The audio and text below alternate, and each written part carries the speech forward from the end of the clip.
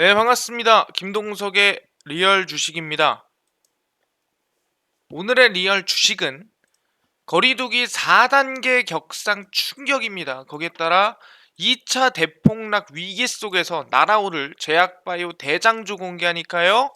영상 처음부터 끝까지 꼭 시청하시길 바라겠습니다. 그 이전에 저희 김동석 리얼 주식 유튜브 여러분들의 사랑으로 빠르게 성장하고 있습니다. 현재 구독자 136명이고요. 10,000명을 향해 저희 달려가고 있습니다. 그래서 여러분들에게 다른 거 안 바랍니다. 이 영상들 보시면서 많은 거 배우시고요. 저희 유튜브 구독 버튼, 그리고 영상 좋아요 버튼, 그리고 댓글까지 뭐 괜찮아요, 안 괜찮아요, 좋아요, 안 좋아요 상관없습니다. 댓글 꼭 달아주셔라 말씀드리고요. 그리고 이 구독을 눌러주시는 분들에게 제가 100% 무료로 선물을 드리고 있습니다. 무슨 선물이냐라고 한다면 바로 이 2021년 하반기 승부 저평가 우량주 탑3 자료집을 제가 드리고 있어요. 지금 보시면은 쭉 해서 자료집이 한 20개 있거든요. 20개를 무료로 나눠드립니다. 누구한테? 구독자분들한테. 그럼 어떻게 받을 수 있냐? 영상 마지막에 공개해 드리니까요. 영상 끝까지 시청해 주시길 바라겠습니다. 그럼 오늘 영상 바로 시작하겠습니다. 김동석의 리얼 주식 바로 4단계 격상 충격에 따른 제약바이오 랠리 종목 공개합니다. 일단 제일 중요한 거는 뭐냐 한다면은 최근 코스닥 증시가 상당히 좀 긍정적인 우상향을 만들어주고 있었습니다. 그리고 코스피도 마찬가지로 상당히 좀 긍정적인 우상향을 만들어주고 있다가 비교적 단기간에 좀 급락을 하는 모습을 확인할 수가 있습니다. 그럼 대부분의 종목이 하락했다라 볼 수 있겠는데 제일 중요한 건 뭐냐면은 증시가 상승할 때 오히려 좀 강하게 올라오지 못한 좀 종목군이 있다고 말씀드리고 싶은데 그게 뭐냐면은 바로 제약바이오다라고 말씀드립니다. 사실상 다른 뭐 IT업 반도체라든가 아니면 일반적인 성장주들 실제 뭐 네이버 이런 플랫폼 기업들이 상승이 많이 나왔지만 우리가 흔히 알고 있는 제약바이오 기업은 상당히 좀 크게 못 올라왔다라는 거예요. 뭔 소리냐?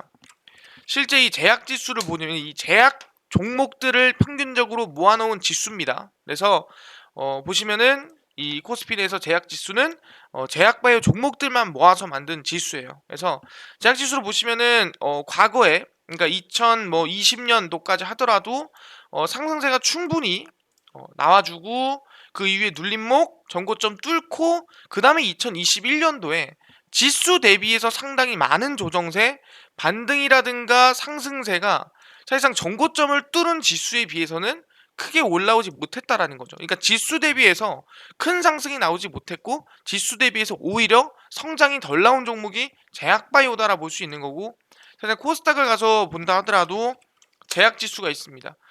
사실상 이 뭐 제약 지수 같은 경우는 코스피나 코스닥이나 다 똑같이 들어가는 부분이고 그래서 이 제약 지수가 상당히 좀 지수에 비해서 덜 상승이 나왔다라고 볼 수 있는 부분이고 그러다 보니까 충분히 이번에 증시 하락이 나오더라도 상승할 기대감이 있는 거는 제약바이오이지 않나. 그렇다고 해서 어떤 제약바이오냐? 제약바이오 종목 중에서도 어떤 종목이냐에 대해서 궁금하신 분들이 있을 겁니다. 지금부터 하나하나 전부 다 알려드리니까 영상 끝까지 시청하시길 바라겠습니다. 일단 최근에 가장 무서운 게 뭐냐면은 말씀드렸지만 일단은 4차 확산 거의 뭐 4단계 격상까지 이루어지면서 3명 이상 이제 6시 이후부터는 집합 금지예요. 그러니까 집에서 나오지 마세요죠. 그만큼 위험하니까 인데 뭐 때문에 델타 변이 바이러스 때문에 사실상 많은 분들이 좀 무서워하고 있다, 걱정하고 있다라 볼 수 있는데 실제로 영국을 재감염시킨 델타 변이 전문가들 백신 섞어 맞고 한 번 더 맞아라. 그러니까 지금까지 우리가 백신 맞으세요 그랬는데 이 백신으로는 못 막으니까 한 개 더 맞아라. 실제 다시 좀 변형을 시킨 부스터샷이 나오면 하나 더 맞고 그래야 이제 델타 변이까지 돌파 감염을 막을 수 있습니다라고 얘기하는 거죠. 뭐하러 지금 백신 맞았습니까? 보시면 코로나19 백신 국내 1차 접종자가 1,500만 명을 넘어섰습니다. 약 20%고요. 접종률 30% 선에 도달한 것이다. 하지만 방심은 금물이다라는 거죠. 왜냐면 델타 변이 바이러스가 세계 지배종이 되고 있다라는 거고 잘못했다가는 지금까지 맞은 백신이 쓸데가 없는 거예요. 그래서 델타 변이 대응하려면 백신을 교차로 또는 부스터샷이 한 개 더 나오면은 또 맞아야 된다라고 얘기하는 거고, 근데 이 말 자체가 그냥 지금까지 맞은 백신이 쓸데가 없어요라고 얘기하는 거랑 똑같죠. 그래서 영국에서조차 인도발 델타 변이가 더 유행하고 있다는 분석이 나오기 시작했고, 다른 나라들 같은 경우 전 세계적으로 퍼지고 있다 볼 수 있으면 볼 것 같습니다. 그래서 미국에서도 델타 변이가 지배종이냐라는 질문에 그렇다라고 대답을 했습니다. 그러니까 미국도 델타 변이에 대해서 지금 쫄고 있다는 뜻이에요. 그래서 세계적 흐름으로 보면은 질병관리청에 따라서 국내 변이 감염자는 약 1900명인데 이 가운데 델타 변이는 약 155명이다. 약 10%에서 조금 넘어가는 수준이라고 보면 될 것 같은데, 다른 나라들은 뭐 40%, 50%입니다. 왜냐면 영국만 해도 2차 접종자가 인구의 60% 수준에 이르렀음에도 불구하고 신규 확진자 수가 1321명으로 사흘 연속 10,000명을 넘어서고 있습니다. 그러니까 인구 10명 중에 솔직히 6명은 지금 백신을 다 맞은 거예요. 2차까지. 맞았는데도 불구하고 10,000명이 확진이야. 그럼 뭐예요? 돌파 감염이 분명 있다라는 거죠. 백신을 뚫고 들어오는 감염들이 충분히 많다라는 거예요. 60%나 맞았는데 어떻게 10,000명이 넘습니까? 말이 안 되는 수준이고, 신규 감염자 수준 90% 이상이 델타 변이 감염이다. 그러니까 대한민국은 그래도 10% 수준이 다행인데 영국은 아직 뭐다? 델타 변이가 90%라는 거예요. 10명 중에 9명은 델타 변이다. 이제는 뭐다? 확진자 수가 실질적인 어디? 일반적인 코로나19가 아니라 델타 변이인 경우가 훨씬 많다라는 거죠.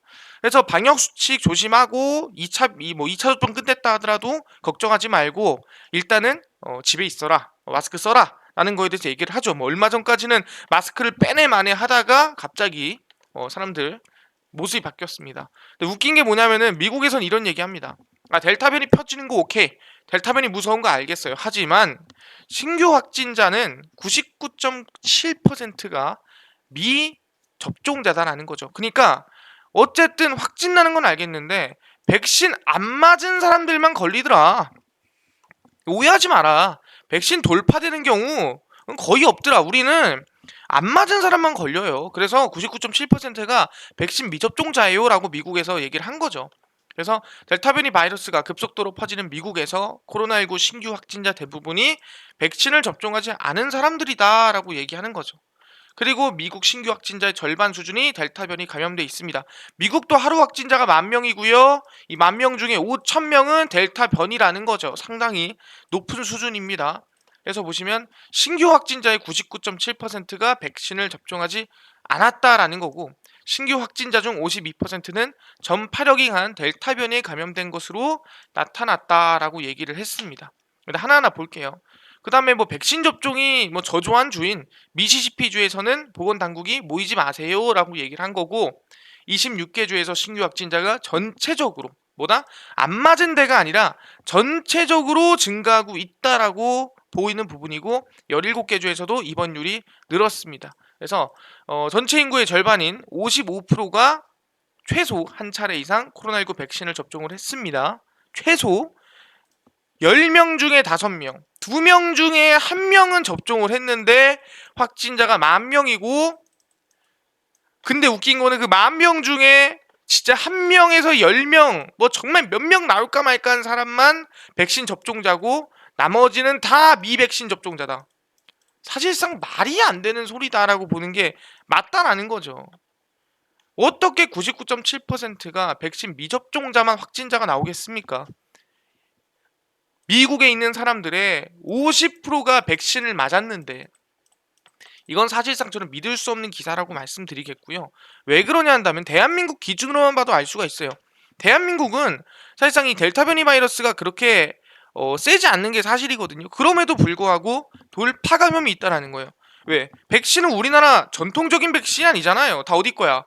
화이자 아니면은 뭐 아스트라제네카 아니면 얀센 아니면은 다 똑같잖아요. 전 세계가 맞는 백신이 똑같은데 뭐 미국만 특별하게 뭐 화이자 플러스 뭐 아제 플러스 얀센 플러스 이런 거 아니잖아요. 그죠? 뭐 스푸트니크 아니면 다 그런 걸 텐데, 그거를 지금 대한민국이 돌파를 당했다는 건 다른 나라도 똑같다라는 거예요. 바이러스 똑같고 백신도 똑같은데 돌파를 안 당했다? 말이 안 되는 소리죠.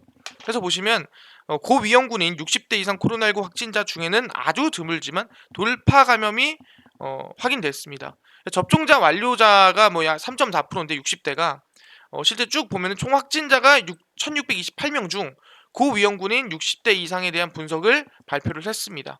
그래서 1600명 중에 149명이 60대 이상인데 이걸 쭉 나뉘면 뭐 60대가 110명, 70대가 23명, 80대가 13명, 90대가 1명이다라는 거고, 실제로 2차 접종 후 항체 형성 기간인 14일이 지났는데도 불구하고 약 3.4%는 확진이 나왔다라는 거예요. 아까 99.7%라 그랬죠. 근데 뭐다? 3.4%면은 96.5%가 맞다라는 거예요. 아니면 미국이기 때문에 그 이상일 수도 있다라는 겁니다. 그렇기 때문에 믿을 수가 없다라고 말씀을 드린 거고, 2차 접종 후 항체 형성이 기간이 지나지 않은 사이 발생한 확진자도 4%입니다. 그러니까 14일이 지난 경우 나온 게 3.4%고요. 14일도 안 지났는데 나온 경우 4%입니다. 이거 두 개만 합쳐도 얼마? 7.4%죠. 지금 일단은 2차 접종, 그러니까 1차 접종을 끝내고 2차까지 한 사람들 중에 항체가 형성이 된 사람과 안 된 사람을 합치니 7.4%인데, 그럼 2차 안 맞고 1차만 맞은 사람까지 합치면 7.4%에서 과연 15%가 될지 20%가 될지 아무도 모른다는 거죠. 근데 미국의 아까 1차 접종 맞은 사람이 55%라고 얘기를 했습니다. 근데 확진자가 99%가 전부 다 미백신 접종자래요. 그러니까 말이 안 된다는 거예요. 애초에 이거는 통계상으로 그냥 믿을 수가 없는 정보다라고 하는 게 맞습니다. 그래서 1차 접종자는 무려 65.8%나 확진자가 나왔습니다. 1차 접종하고 절반 이상은 재감염이 됐다. 돌파 감염이 됐다라는 거죠. 그만큼 1차 접종은 위험하다라는 거예요. 그리고 비접종자는 26%. 오히려 접종자보다 적었다라는 거예요. 말이 안 되는 거죠. 그러니까 솔직히 말하면 이것도 있어요. 나는 1차 접종했으니까 난 괜찮아 하면서 여기저기 돌아다니고 난 괜찮아 하면서 마스크 벗고 막 놀고 막 이런 사람도 있었을 거예요. 그러다 보니 더 늘어난 걸 수도 있지만 돌파 감염이 그 정도로 지금 강력하고 많다라는 거예요. 그렇기 때문에 아까 얘기한 뭐 미국의 이 아까 말씀드린 미국의 이 99.7%입니다라는 말은 우리가 신뢰할 수가 없다. 대한민국의 지금 통계상으로만 봐도 상당히 지금 많이 나오는데 미국이라면 얼마나 더 많이 나오겠습니까? 그래서 이거는 신뢰성이 없는 부분이다라고 해서 여러분들에게 말씀을 드리는 부분이고, 그러다 보니까 이제 최근에 나오는 얘기가 이런 부분이겠죠. 실질적으로 델타 변이 1차 접종만으로는 예방 효과가 30% 정도밖에 안 됩니다라고 얘기를 한 거죠. 그래서 상반기 1,300만 명 이상 코로나19 백신 1차 접종을 통한 방역 완화가 사실상 실패다. 왜? 30%밖에 안 된다. 그러니까 델타 변이가 지금 약 1,000명 정도 맞았다고 하면은 1,000명 중에 약 700명은 뭐다? 2차 접종 맞기 전까지는 또 감염될 가능성이 높다라는 거예요.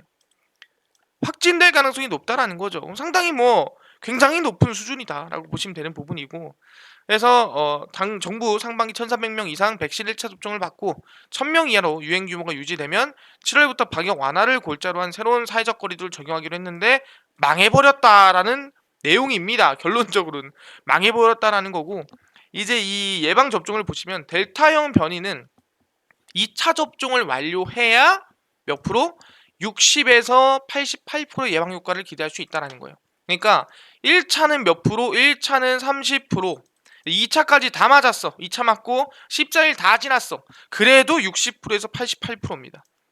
그럼 아까 얘기했던 미국에서의 99.7%는 믿을 수가 없는 거죠. 그죠?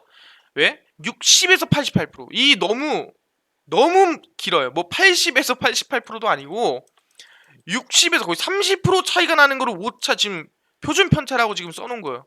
어이가 없죠? 그 정도로 지금 상당히 위험에 지금 우리가 취해 있다, 빠져 있다라고 보는 게 맞습니다. 근데 이뿐만 아니라 지금 인도에서는 난리도 아닙니다. 그래서 델타보다 센 델타 플러스가 이스라엘뿐만 아니라 인도에서도 나오고 있습니다. 그래서 델타 변이 유행이 여전히 심각한 인도에서는 델타 변이의 돌연변이 델타 플러스까지 발표를 했습니다. 물론 델타 변이보다 더 감염력이 높겠죠.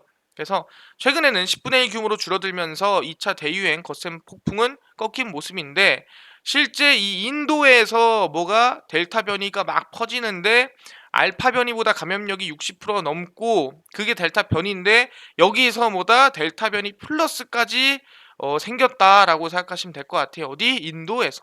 말이 안 되는 수준이고, 그럼 우리가 지금 여기서 해야 될 거는 뭐냐라고 한다면은 바로 진단이죠. 진단 키트다라고 얘기하는데, 이 진단 키트가 상당히 많습니다. 왜냐면은 왜 많아야 되냐? 첫 번째, 일단은 백신을 맞은 사람도 감염될 가능성 상당히 높다라고 말씀드리는 부분이고, 두 번째로 본다고 한다면 백신을 맞은 사람 감염될 확률이 높죠. 두 번째는 뭐냐 한다면은 백신을 안 맞은 사람은 당연히 겁나게 감염될 확률이 높습니다. 그리고 나서 뭐예요? 감염이 됐다가 그리고 나서 나은 사람도 또 감염이 된다라는 거예요. 이해되셨나요? 그러니까 무슨 소리냐면은 옛날에는 뭐예요? 백신을 맞은 사람은 거의 제끼는 수준이었는데 지금은 다시 어떻게 보면은 전 국민을 다시 검사할 수도 있는 그런 상황이 벌어졌다라는 거예요. 그래서 제일 중요한 게 뭐냐면 진단 키트인데, 진단 키트를 뭐 세 가지로 볼 수 있어요. 첫 번째가 항체 진단 키트가 있습니다. 이거는 피 뽑는 거예요. 피 뽑아서 검사하는 건데 최근에 거의 안 하죠. 예. 두 번째가 항원 진단 키트입니다. 항원 진단 키트가 최근에 이 콧구멍 뒤에 이제 이 인후라고 해야 되나요? 그 안에를 코 안을 쑤셔서 하는 이제 그게 항원 진단 키트인데, 이 항원 진단 키트는 이 우리 이 면봉 끝에다가 항체를 붙여서 항체랑 항원을 이걸 이 뭐래 반응을 시켜가지고 이게 진짜 확진이 됐나 안 됐나를 확인하는 게 이제 바로 이제 항원 진단 키트다라고 말씀드리는 건데, 다들 한 번씩은 해보셨거나 안 해보신 분들이 있을 수도 있습니다. 그래서 이 항원 진단 키트는 뭐가 있냐면은 특이도, 민감도 이런 게 있어요. 진단 키트들은 보통 그래요. 특이도가 몇 퍼센트고 민감도가 몇 퍼센트다 보통 그러거든요. 근데 이 특이도랑 민감도가 뭐냐라고 물어보신 분들이 있습니다. 특이도는 뭐냐면은 실제로 이제 감염되지 않은 사람을 음성으로 판단하는 그런 비율이 이제 감염되지 않은 사람이죠. 아는 사람을 음성으로 판단하는 비율이 특이도입니다.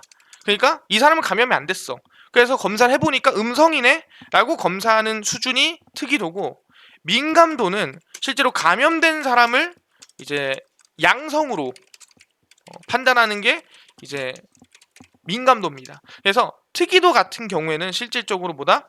이 사람이 감염이 안 됐음에도 불구하고 양성으로 판단할 그런 이 리스크를 판단하는 거고, 민감도는 뭐냐면은 감염이 안 됐는데 됐는데 음성으로 판단할 리스크를 이제 만드는 게 민감도입니다. 그래서 예를 들어 특이도가 90%고 민감도가 95%다 그러면 약 5% 정도는 감염됐는데 안 됐다고 이제 음성으로 뜰 가능성이 있다라는 거고, 90%는 특이도 90%는 뭐냐? 음성인데 양성으로 뜰 확률이 한 10%가 되는 거예요. 그게 바로 특이도와 민감도입니다. 그래서 항원 진단 키트 같은 경우는 평균적으로 이제 뭐 특이도의 민감도를 보면은 얘네가 민감도는 뭐 거의 한 90%고 뭐 특이도 같은 경우에도 뭐 특이도는 약 한 뭐 95% 정도 보는 것 같아요. 그러니까 뭔 소리냐? 민감도가 90%라는 거는 사실상 확진자인데 못 거르는 게 10명 중에 1명이다. 그게 아마 무증상 감염자일 거예요. 그리고 특이도가 95%인 거는 당연히 20명 중에 1명은 음성인데 양성 판정이 나는 거예요. 약을 먹겠죠. 근데 이거는 크게 문제가 안 되는데 이게 문제야. 못 걸러내는 거. 양성인데 못 걸러내. 이게 제일 문제인 거죠. 이거는 뭐 솔직히 음성이니까 약 먹는 거는 크게 문제가 안 되잖아요. 물론 안 좋겠지만 위험한 걸로 따지면 이게 더 위험한 거죠. 무증상 감염자를 못 걸러내는 거. 그래서 하는 게 뭐냐면은 바로 PCR 검사입니다. 이 PCR 검사는 뭐냐면은 실제로 말 그대로 항원을 뽑아서 그거를 쭉 늘려요. 쭉 늘려서 이 세포를 쭉 늘려서 거기 안에서 이제 코로나가 있나 없나를 검사를 하는 게 PCR 검사고, 이게 이제 제일 오래 걸리고 이게 사실상 제일 확률이 높다 해야 되나? 진단 확률이 민감도가 거의 100%에 가깝습니다. 그래서 거의 잡혀요. 근데 PCR 검사랑 항원 진단 키트랑 비교를 해보자면 PCR 검사가 잡힐 확률이, PCR 검사가 이제 예를 들어 코로나19를 잡을 확률이 기간으로만 따지면, 그러니까 예를 들어서 초창기부터 제일 심할 때부터 그 다음에 좀 끝으로 넘어가는 수준이 있다 봅시다. 코로나가. 그러면은 PCR 검사는 초창기부터 끝까지 다 잡아내요. 이게 PCR이야. 근데 실제 항원 진단 키트는 제일 심할 때만 잡아내요. 이 제일 심할 때. 딱 이 수준. 딱 여기만 잡아냅니다. 이게 항원이야. 그러다 보니까 뭐가 더 정확하냐? PCR이 정확해요. 근데 항원은 얼마나 걸린다? 얘는 신속이라서 뭐 20분, 뭐 30분이면 끝나는데 PCR은 뭐 엄청 오래 걸리죠. 뭐 하루 뭐 걸리기도 하고 뭐 되게 오래 걸립니다. 그러다 보니까 사람들이 PCR을 안 하고 항원 진단 키트, 이게 보통 이제 집에서 하는 자가 진단 키트로 만드는 그런 이 원리라고 보시면 됩니다. 그래서 보통 이렇게 PCR을 안 하고 하는데 최근에 뭐가 나왔냐? 신속 PCR이 나왔습니다. 그래서 뭐다? 2시간 안에 뭐 1시간 안에 결과가 나오는. 그러니까 사실상 요즘에는 뭐다? 델타 변이다 보니까 또는 무증상 감염자, 돌파 감염자가 많다 보니까 뭐가 중요하다? 확실하게 걸러내는 게 매우 중요해졌어요. 그래서 지금은 실질적인 항원 진단 키트보다는 어디? 바로 신속 PCR을 권장하는 뭐 실제 기관이나 또는 당국에서도 권장하고 있다라고 볼 수 있을 것 같아요. 실제로 보시면 아시겠지만 당국에서는 이번 달 델타 변이 확인하는 PCR 검사 진행할 것이라고 밝혔습니다. 항원 진단 키트로 잘 안 잡히고 힘드니까 그냥 확실하게 PCR로 하자. 깔끔하잖아. 이게 낫지 않냐라고 한 거예요.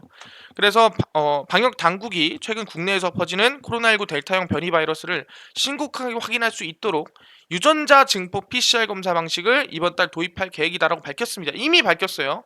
그래서 델타 변이를 확인할 수 있도록 하는 PCR 시약에 대한 유효성 평가를 계속 진행할 거고 국내 시약 그리고 수입 시약에 대한 것을 검토하고 있습니다라고 얘기한 겁니다. 그래서 원래는 이제 유전자 분석을 하는데 2, 3일 정도 걸립니다. 근데 이제 이 신속 PCR을 이용하면은 뭐 1시간, 2시간 안에 끝난다라는 거예요. 금방 끝나죠. 그래서 델타 변이 관련한 유효한 PCR 분석법 시약을 검증했으나 유효성이 약 80%로 굉장히 낮은데 유효성이 높은 PCR을 찾으면 된다라는 거예요. 그러니까 낮은 게 아니라 높은 PCR을 찾아서 하면 되는 겁니다. 99%, 98%, 100% 나오는 거를 찾으면 된다는 부분이고 그걸 이미 찾고 있는 거죠. 그래서 PCR 검사를 어쨌든 권장을 할 것이다라고 밝힌 겁니다. 오케이, PCR 검사 하겠네? 하겠는데 제일 중요한 게 뭐냐면은 이미 하고 있다라는 거예요. 4달 5개 교회 신속 PCR 검사를 이미 하고 있고 서울시 교육청에선 하고 있습니다. 코로나19 신속 유전자 증폭 PCR 검사를 시범 도입하고 있습니다. 그래서 서울시 교육감은 10일 기자간담회를 열고 등교 확대와 관련한 학교 방역 안전망 구축 방안을 발표를 했고 뭐 이동 검체팀 PCR 검사, 자가홈상팀 뭐 하긴 하겠지만 바로 이 신속 PCR 검사를 시행한다라고 얘기를 하는 거죠.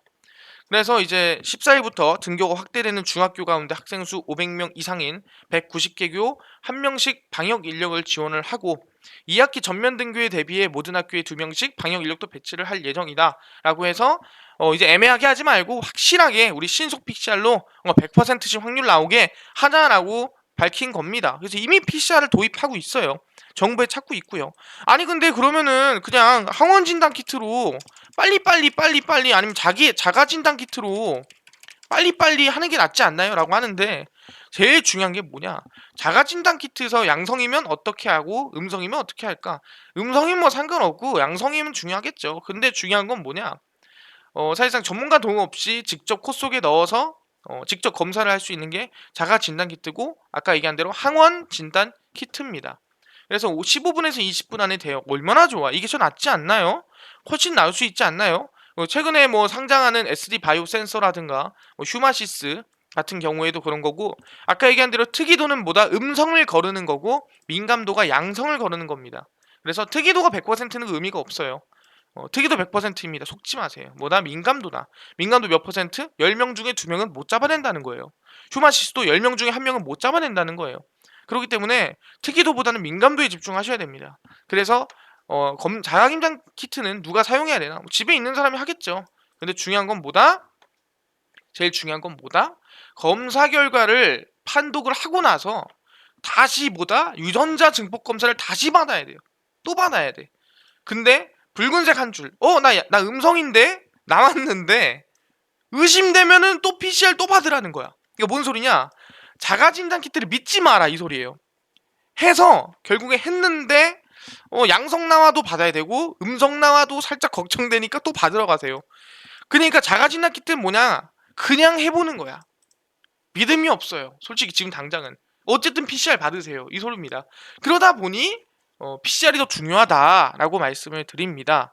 그런 부분에서 우리는 뭐다? 지금 그냥 항원 진단 키트를 만드는 기업에 관심을 가질 게 아니라 뭐다?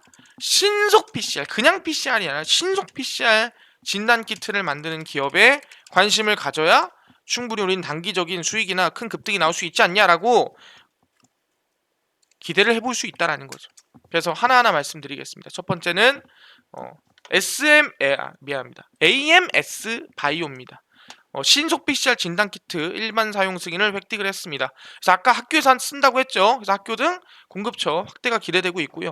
바이오스마트의 자회사인 AMS 바이오가 코로나19 신속 분자 진단 키트가 일반 사용 승인을 받았습니다. 너무 길어서 뭔지 얘기 안 할게요. 그래서 분자 진단 키트 PCR이라고 말씀드렸고요. 항체 진단 키트는 중요하지 않아요. 그래서 이 AMS 바이오의 아까 얘기했던 이 신속 PCR 진단 키트를 통해서 아마 굉장히 이 검사를 통해서 양성 확률이나 음성 확률을 상당히 높은 민감도나 특이도를 거의 100% 가까이 나올 확률이 높아진다라고 보는 부분이고, 앞서 지난해 10월 AMS 바이오는 해당 제품에 대해 응급용 코로나19 진단 키트로 긴급 사용 승인을 받았으나 지금은 일반 사용 승인을 받아서 진짜 쓸 수 있는 거예요.